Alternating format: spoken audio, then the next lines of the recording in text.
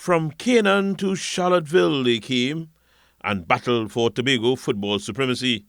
And in the end, the team from the north side, Gold City FC of Castara, came out triumphant in the TFA League.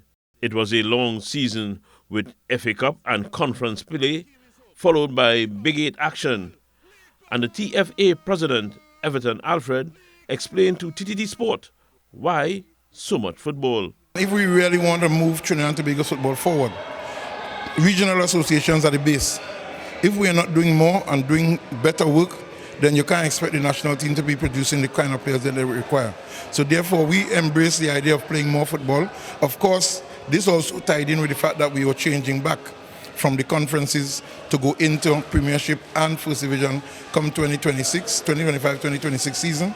So therefore, there was a need for us to play, get the guys playing in the conferences, again facilitating the ease of travel, and then to culminate with getting the best teams to play in that Big 8. And then, of course, play the finals to determine the winner. The TFA has found a formula with promising aspects for development. We saw the culmination of what the community spirit is in football. We saw it in the FA final when Roxborough came to play against Leeds. The community of Wim was against the community of Roxborough coming out. Tonight we saw Castara. We saw they bringing everything related to the sea. They brought the commercials, they brought the community spirit. I was happy to see the little kids, most of all, because they are the future.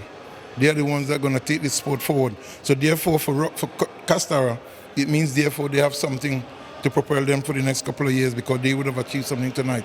But it's really wonderful to see the community spirit coming back into the sport, and hopefully we could build on that. Alfred indicated that the building begins as soon as the 2025-2026 season. So we are going back into the idea of playing Premiership, because we need to have the best teams playing amongst the best teams. You would have seen in some of the reports the scoreline in some games, which means that they were lopsided. That is not good for the football. That is not going to help build it, because you need to be challenging yourself. So we're going back to the Premiership to allow the best 10 teams to play each other. Of course, we know we have people going on to Tier 1. We would always welcome that. The principle of big fish and little fish would exist.